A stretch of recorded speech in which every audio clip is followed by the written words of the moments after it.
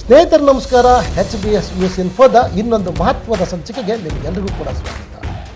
ಈ ದಿನ ನಾವು ಮಾತನಾಡ್ತಾ ಇರೋ ಸುದ್ದಿ ಪ್ರತಿಯೊಬ್ಬ ಭಾರತೀಯನು ಕೂಡ ಹೆಮ್ಮೆ ಪಡಬೇಕಾದಂಥ ವಿಷಯ. ಕ್ರಿಸ್ಮಸ್ ಈ ದಿನವೇ ಭಾರತ ಬಾಹ್ಯಾಕಾಶ ಇತಿಹಾಸದಲ್ಲಿ ದಾಖಲೆಯನ್ನು ಬರೆಯಲಾಗಿದೆ. ಭಾರತದ ಬಾಹ್ಯಾಕಾಶ ಕ್ಷೇತ್ರದಲ್ಲಿ ಮತ್ತೊಂದು ಐತಿಹಾಸಿಕ ಸಾಧನೆ ಅಂತ ಹೇಳಿದರೆ ತಪ್ಪಾಗಲ್ಲ. ಭಾರತದ ಅತಿ ಶಕ್ತಿಶಾಲಿ ಹಾಗೂ ಭಾರೀ ರಾಕೆಟ್ ಇಸ್ರೋದ LVM-3 M6 ಮತ್ತೊಮ್ಮೆ ತನ್ನ ಸಾಮರ್ಥ್ಯವನ್ನು ಜಗತ್ತಿಗೆ ತೋರಿಸಿದೆ.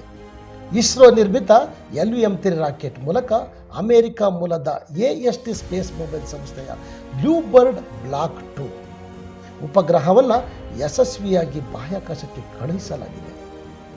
ಈ ಉಪಗ್ರಹವನ್ನು ಭೂಮಿಯಿಂದ 520 ಕಿಲೋಮೀಟರ್ ಎತ್ತರದ ವೃತ್ತಾಕಾರದ ಕಕ್ಷೆಯಲ್ಲಿ ಸ್ಥಾಪಿಸಲಾಗಿದೆ.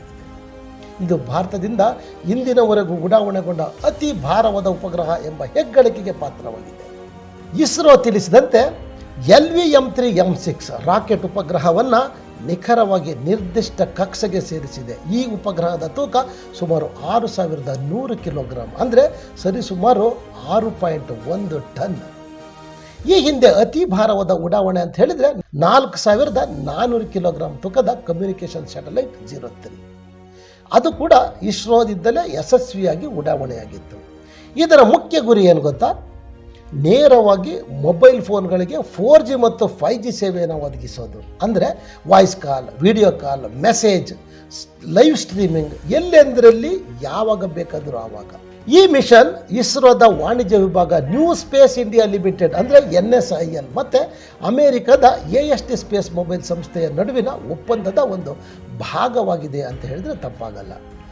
AST ಸ್ಪೇಸ್ ಮೊಬೈಲ್ ಸಂಸ್ಥೆ ಈಗಾಗಲೇ 2024ರಲ್ಲಿ ಬ್ಲೂಬರ್ಡ್ 1ರಿಂದ 5 ಉಪಗ್ರಹಗಳನ್ನು ಉಡಾವಣೆ ಮಾಡಿ ಯಶಸ್ವಿಯಾಗಿದೆ.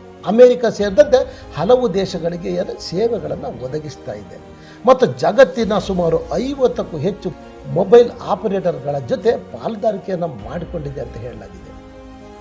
ಈ ಭಾರೀ ರಾಕೆಟ್ 43.5 ಮೀಟರ್ ಎತ್ತರದ LVM-3 M6 ಬುಧವಾರ ಬೆಳಗ್ಗೆ 8:54ಕ್ಕೆ ಶ್ರೀಹರಿಕೋಟದ 2ನೇ ಉಡಾವಣಾ ವೇದಿಕೆಯಿಂದ ಗಗನಕ್ಕೆ ಏರಿತು. ಸುಮಾರು 15 ನಿಮಿಷಗಳ ಹಾರಾಟದ ನಂತರ ಉಪಗ್ರಹ ರಾಕೆಟ್ನಿಂದ ಬೇರ್ಪಟ್ಟು ಯಶಸ್ವಿಯಾಗಿ ಕಕ್ಷೆಗೆ ಸೇರಿಸಲಾಯಿತು. LVM-3 ಇದನ್ನು GSLV MK3 ಅಂತ ಕೂಡ ಕರೆಯಲಾಗುತ್ತೆ. ಇದು 3 ಹಂತಗಳ ರಾಕೆಟ್, ಶಕ್ತಿಶಾಲಿ ಕ್ರಯೋಜೆನಿಕ್ ಎಂಜಿನನ್ನು ಹೊಂದಿದೆ. 2 S-200 ಸಾಲಿಡ್ ಬೂಸ್ಟರ್ಗಳು ಲಿಫ್ಟ್ ಆಫ್ಗೆ ಅಪಾರ ಶಕ್ತಿಯನ್ನು ನೀಡುತ್ತೆ ಅಂತ ಹೇಳಿ ಇಸ್ರೋ ಹೇಳಿಕೊಂಡಿದೆ. ಈ ಬೂಸ್ಟರ್ಗಳನ್ನು ವಿಕ್ರಮ್ ಸಾರಾಭಾಯಿ ಬಾಹ್ಯಾಕಾಶ ಕೇಂದ್ರ ಅಭಿವೃದ್ಧಿಪಡಿಸಿದೆ ಅಂತ ಹೇಳಲಾಗಿದೆ.